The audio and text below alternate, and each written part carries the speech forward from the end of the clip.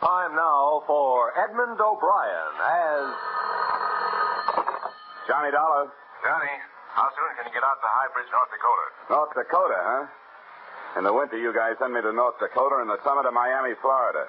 All right, what's your problem?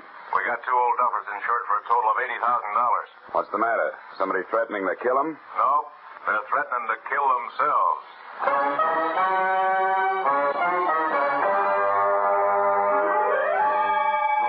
Edmund O'Brien in another of the adventures of the man with the action-packed expense account, America's fabulous freelance insurance investigator, Johnny Dollar.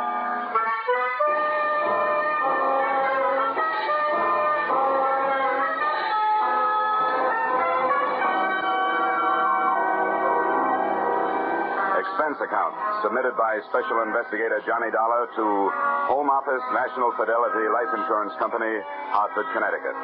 The following is an accounting of my expenditures during investigation of your policyholders, Mr. and Mrs. Arbuthnel Trump, or how the Gravedigger Spades came near being Trumps. Expense account item 1, $113.52 railroad fare, Hartford, Connecticut to High Bridge, North Dakota.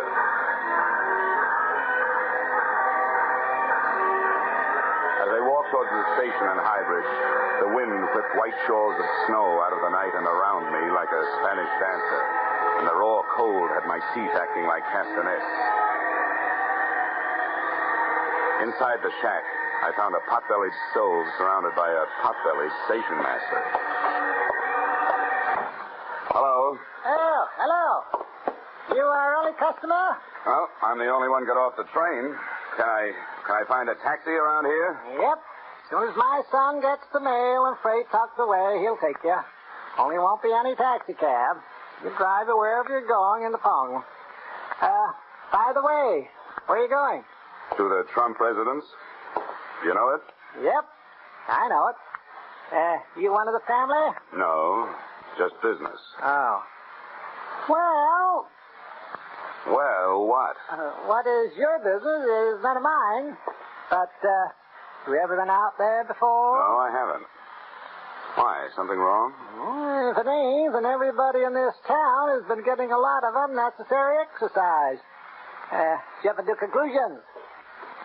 Well, here comes the boy. He'll drive you over. Hickey. Yeah? Hickey, you got a customer for the Pong. Wants to go out to Trump place. That Trump place? Well, all right. But, mister, I'll only take you as far as the gate.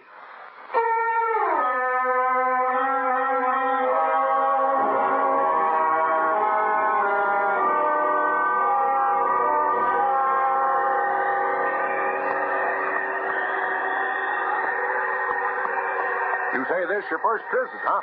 That right, Mr. Dollar? Yep, that's right. Hey, how much more we got to go? Oh, about another mile. You cold? Cold. Ooh, I'm freezing. Well, slap your arms around. Keep up circulation. Hey, does it always get this cold around here? Nope. Only in the winter. Oh. Say, Hickey. Yeah? You mind answering a few more questions? No, many answers. You're welcome to those. Well, what about this Trump place?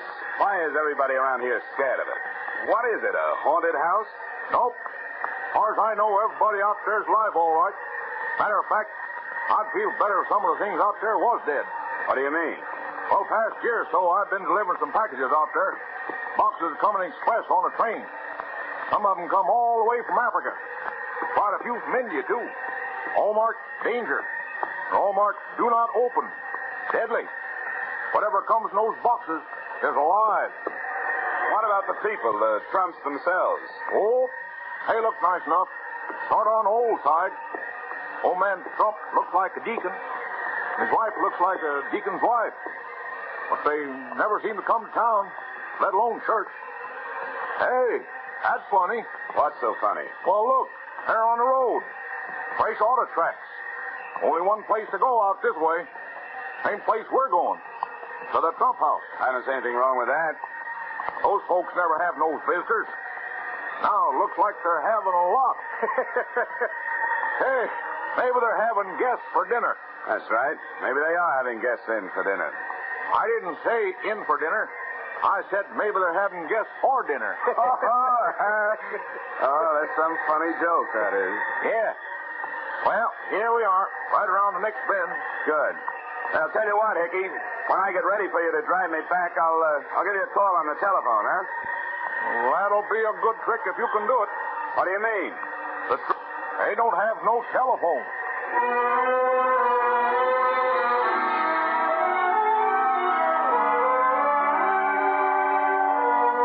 Expense account item 2, $1.50 tongue fare. Hybrid station to the gate of the Trump estate where the driver Hickey dumped me off. I used one of the fresh tire tracks as a footpath up the long driveway through the snow, and steaming the white flakes out of my eyes with my breath, I took inventory of the house. It was big, colonial, and in good repair. All rooms lighted downstairs, one room lighted upstairs. Near the front, the automobile tracks took off around to the back of the house. I had to make my own footsteps in the drifts from there to the front door. Quickly, don't let that cold in. Let's shut the door. Now, who are you? What do you want? What are you doing here? I'm Johnny Dollar from the insurance company. As to what I want to see Mr. and Mrs. Trump. As to what I'm doing here, I'm just the victim of a bad choice of careers early in life. Well, all right. Take a seat over there. I'll go check with Mr. and Mrs. Trump. But don't bother taking your coat off yet. So this is Northern hospitality.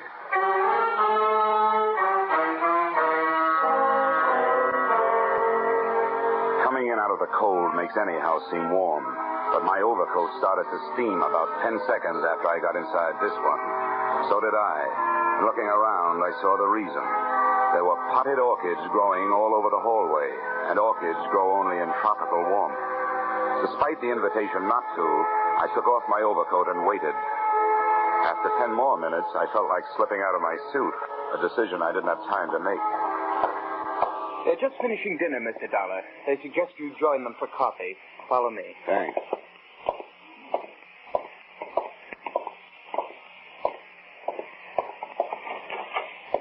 Mrs. Trump, Mr. Trump, this is Mr. Dollar. How do you do? How are you, Mrs. Trump? Won't you join us?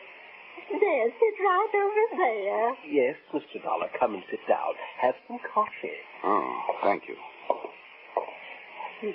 Fine. Now, that'll be all, Irwin. You may leave. Well. Fine. Now, sugar and cream, Mr. Dollar? No, thank you, Mrs. Trump. This will be all right, just the way it is. Well, Mr. Dollar, I assume you brought the necessary papers? Yes, I did. They're in my pocket, all ready for your signature. Good. We'll sign them right away. Well, I was hoping you wouldn't sign them, at least until I've had a chance to talk to you about it. Talk to us? What is there to talk about? I hope you understand that, well, it isn't every day that an insurance company gets a letter from a pair of policyholders calmly stating that they are both planning to commit suicide. Oh, no? No. Well, I suppose it is a bit out of the usual run of things, but there's nothing we can do about it. My goodness, we checked with our lawyer. And he said we were perfectly within our rights. Well, granted, you've had the policy a long, long time, and the suicide clause is no longer in effect. However, frankly, the company did send me out here in the hope that while I was arranging the change of beneficiary you requested, I could also talk you into changing your mind. Mr. Dollar, you might just as well save your breath. Our minds are made up. Mrs. Trump is right, Mr. Dollar. As soon as we get those change of beneficiary papers signed, we intend to dispose of ourselves. Well, And furthermore, young man, within the past 48 hours, we have had ourselves thoroughly examined by a board of extremely well-thought-of alienists who signed documentary proof that we are both perfectly safe. So there is nothing you can do to stop us in that direction. But why? Why do you want to do this? Now, you don't look unhappy. Well, we're not. We've had an extremely happy life, haven't we, Mr. Trump? Indeed, we have, Mrs. Trump. And that's just it. You see, Mr. Dollar, we both feel that having enjoyed such a beautiful life, we owe the world something. And finally, we have evolved a method of paying our debt. In doing what we intend to do, we shall leave to the world the beginnings of a new humanity. What's the matter with the old one? Nothing. But it is doomed to extinction. Mr. Dollar, just think for yourself. Atom bombs, hydrogen bombs, biological warfare. And don't forget the flying saucers, Mr. Trump. Don't forget, indeed. Unknown objects hurtling through space, interplanetary traffic. Dear, dear. A prelude to invasion and destruction. Now, wait a minute. How do you know? Who told you? Mr. Dollar, Mr. Trump knows these things. He was a professor for many years, and he reads all the time. He knows all that. Would you mind pouring me some of that coffee, Mrs. Trump? Not at all. There. Thank you. Mr. Trump, granted we're all doomed for extinction, how's knocking yourself off going to help? If you just stick it out, you'll not only enjoy a bit more time alive, but you'll also be around to see the fireworks. You will notice, Mr. Dollar, that we are changing the beneficiary in our policies from our niece, Miss Hope Selden, to the young man who let you in here tonight, Mr. Irwin Harper. Yes, I noticed that. And I also noticed that this young man isn't even related to you. Now, what's that all about? Well, Hope is a frivolous girl. She laughed at us when we tried to tell her what's happening. Irwin is a serious-minded young man who will use the money brought to this household by our passing to make the down payment on a new human race. Mrs. Trump, do you happen to have any brandy around? Later, Mr. Dollar, later. You want to know why and how. Well, come along. We'll show you.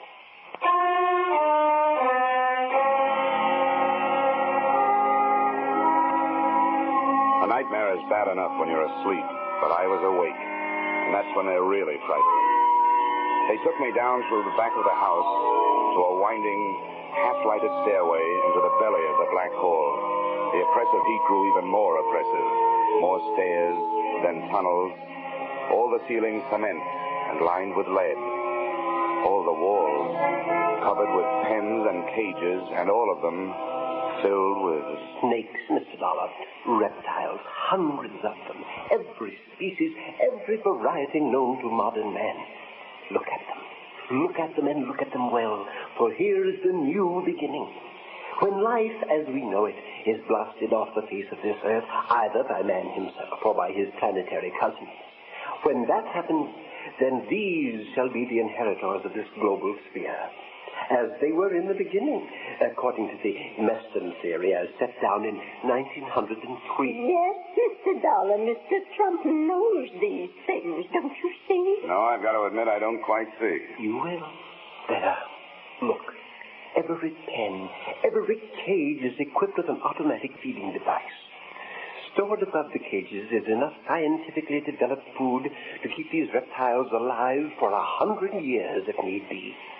Until the Holocaust, they will be cared for by young Harper. I could use some old Harper myself. When the Holocaust comes, Irwin Harper shall survive as long as possible. Then the machines will take over.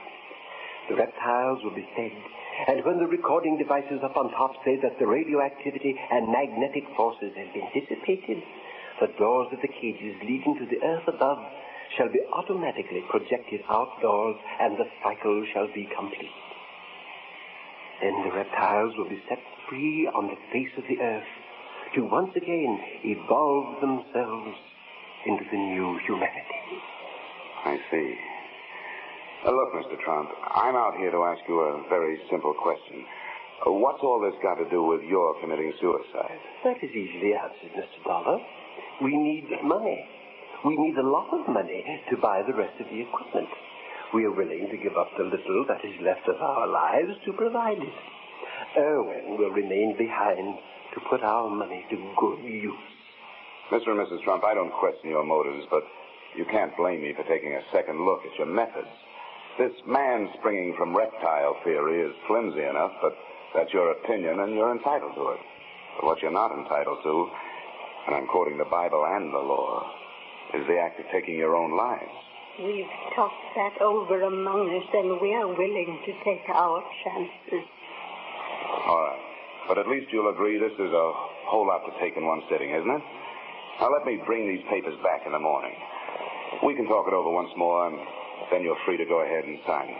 Well, the time is short, but I don't think a few hours will matter. Do you agree, Mrs. Trump? Oh, yes, I agree. Good.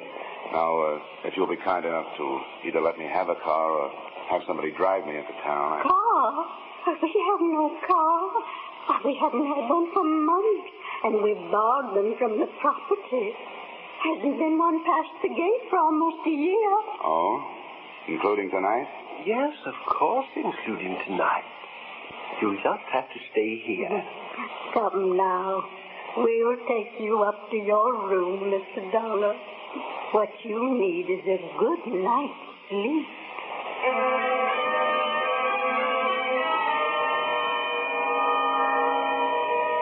I'd have had a better night's sleep on a tightrope. My room had the same sticky, hot air that filled the rest of the house. It may be great for snakes and orchids, but I'll take my steamings at a Turkish bath. I stretched out on the bed, turned off the lamp, and closed my eyes. But for 20 straight minutes, I could still see ghost automobiles and snakes and more snakes. I kept my eyes closed as much as I could because when they were open, I could see on the wall the serpentine shadows of the tree branches outside. At least I hoped that's what they were.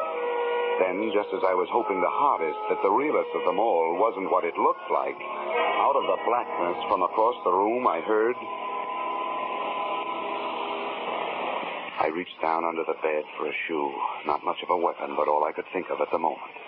Then I snapped on the lamp and saw it. It had plenty of coils, all right, but it was strictly non-venomous.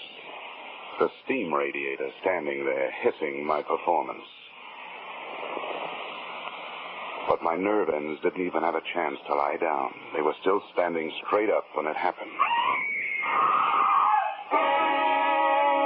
I was out of bed, across the room, and out into the hall in slightly more time than it takes to tell.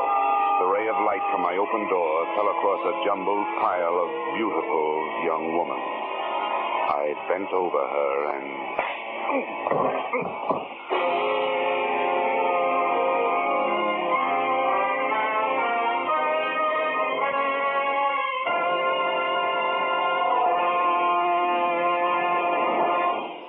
In just a moment, we will return to the second act of Johnny Dollar. But first...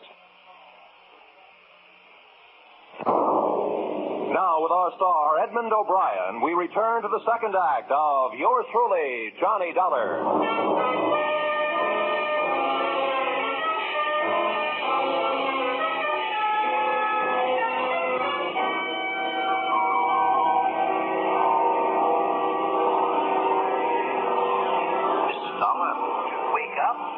Walking in your sleep. Yes, you should be more careful. Perhaps you need basic coma is. Perhaps you need analysis. Learn what the basic coma is.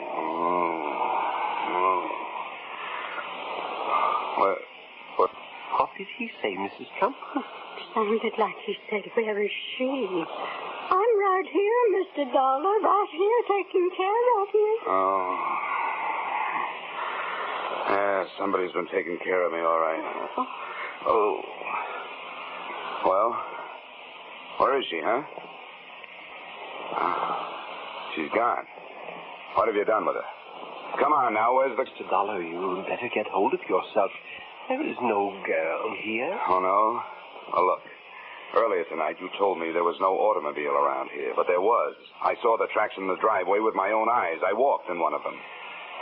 All right. Look out the window, Mrs. Trump. No, I don't see any tracks. Do you see any footprints? No, nothing, just snow. Okay. At least you know I walked up that driveway, right? And my footprints are covered up. So it's been snowing. The wind has been blowing. It's been drifting. Now I suppose you're going to tell me you didn't hear the girl scream. Come now, Mr. Dollar. You were having a nightmare. No girl scream. Well, if you didn't hear anything, what are you doing out here? What brought you? Young man, we have a right to be wherever in our own home we choose to be. But I might as well tell you, I found you when I started for the kitchen to get some crackers and warm milk. I found you lying here. Yeah, everyone's lying around here. Young man, that does it. Once we get those papers signed, I'm afraid we shall have to ask you to leave. That's all right with me. They're here in my room. Come on. The way some people stand in the way of the few of us who are making a genuine effort to sustain some kind of life on Yes, Mr. Trump, you're absolutely right. You'll find a pen there on the table. The papers are right here on my... Hey, Yes, Mr. Dollar? the papers are gone. But how can they be gone if you brought them at all? We warn you, Mr. Dollar, we will not stand for any more of your dilly-dallying. We want those papers, and now. We are determined to sign them immediately. Suddenly, that has become my fondest hope. Now, do us all a favor. Go back to bed and give me a chance to do a little walking in your sleep.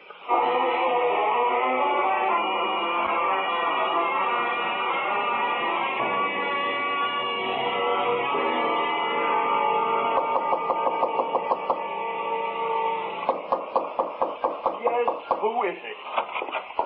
Dollar, what do you mean, barging in here? I'm looking for a girl, and I'll admit this is a very unlikely place to find her. I'll thank you to get out of my bedroom. You realize how suspicious you look just lying there in bed? What do you mean? Well, I mean that about 15 minutes ago, a woman screamed at the top of her lungs not 20 feet from here. Now, what's your story? That you didn't hear it?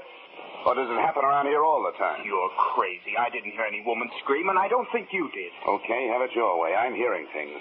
But one thing I know, I'm not feeling things. See here? There's a lump on my head? That's for real. That doesn't interest me a bit. If I find out you put it there, it'll interest you.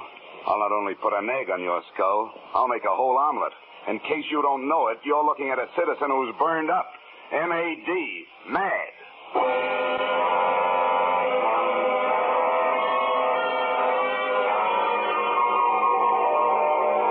From there, I started through the rest of the rooms in the house. I thought I knew who I was looking for. The only person I could think of who would profit by seeing those papers not signed. The present beneficiary of the Trump policy, their niece, Miss Hope Selden. All I could find in the next 6 bedrooms was a lot of old-fashioned furniture. I was just looking under the bed in the last when the wind outside took on a new note. I ran back to my own room, flung open the window, and stuck my head out into the blizzard trying to get a look in the direction of the noise. I wasn't taking any chances on that kicker finally sparking the automobile into life before I had a chance to see who was in it. I swung my feet over the sill and dropped the one story into a high drift.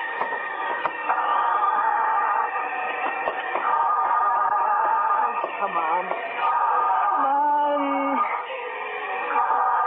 Oh, darn it. You're wasting your time. Around here, people only go for sleigh rides. What do you want? Who are you? You should know. You had your hand in my coat pocket earlier tonight. Of course, unfortunately, I wasn't in the coat, but something else was. And I want it back.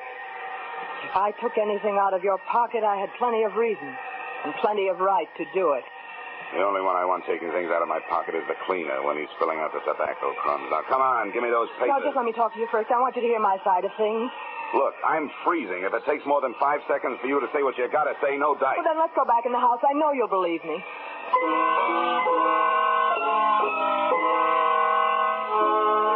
I saw plenty about her to interest me, but nothing to relax me.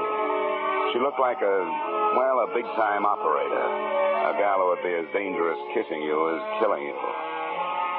As I closed the door behind us, she walked across the room and made a perfectly natural movement as though to throw open her coat. When she turned, she had a gun in her hand. It was the first time I'd ever seen a shoulder holster on a woman. Now put your hands up, Mr. Dollar, and listen.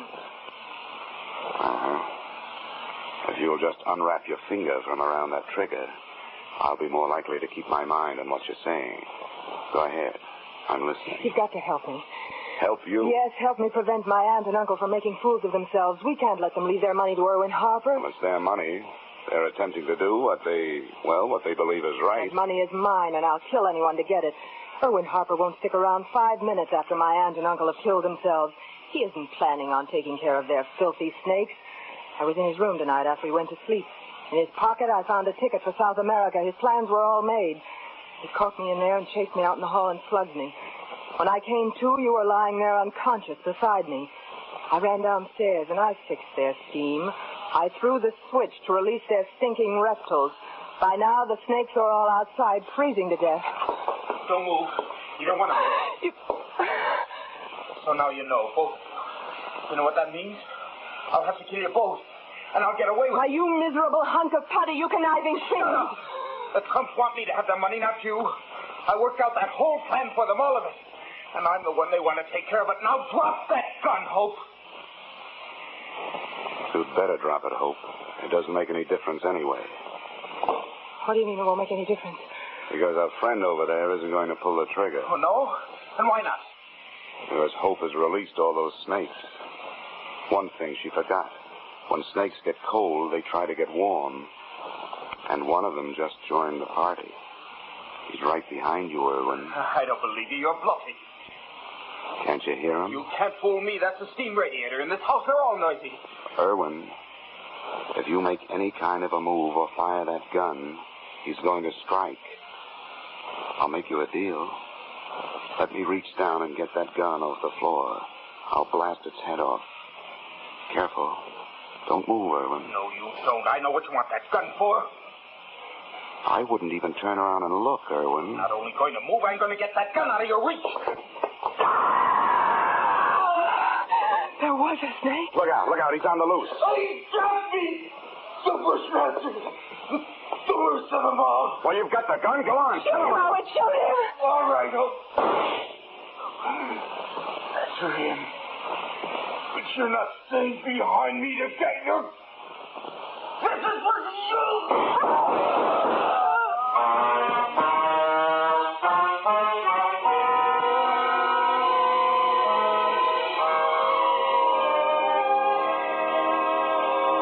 Mr. and Mrs. Arbuthnel Trump were fresh out of beneficiaries, to say nothing of snakes. The only one that had found his way back into the warmth of the house was the one I'd mistaken for a steam radiator.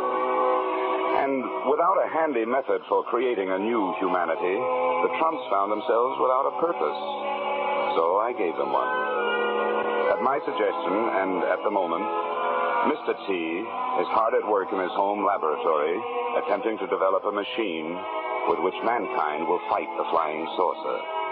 Mr. Trump's invention will be known as the Flying Cup and will be secretly dedicated to a waitress I once knew. Expense account, item 3, $113.52 railroad fare, High Bridge, North Dakota to Hartford, Connecticut. Expense account total, $763.90. You may say this doesn't add up, but neither does anything else about this case.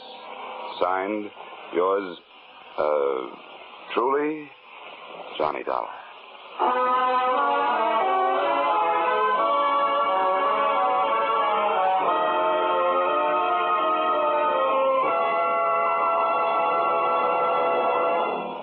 Yours truly, Johnny Dollar, stars Edmund O'Brien in the title role and is written by Paul Dudley and Gil Dowd with music by Leif Stevens.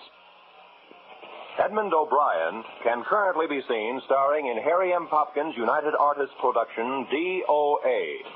Featured in our cast were Peggy Weber, Harley Bear, Hugh Thomas, Dick Ryan, Jess Kirkpatrick, and Mary Shipp.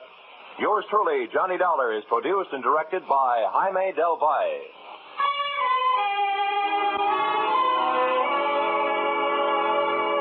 Join us again next week when Edmund O'Brien returns in another adventure of Yours truly, Johnny Dollar.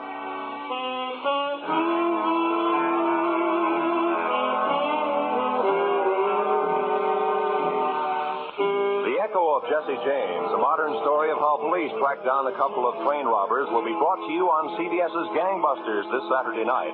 The narrator will be the Superintendent of Metropolitan Police, Washington, D.C., and another Gangbusters wonderful cast will reenact this true story for you.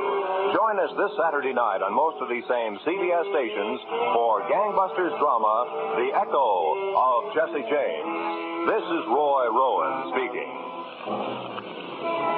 This is CBS, where yours truly, Johnny Dollar, meets adventure every Friday night. The Columbia Broadcasting System.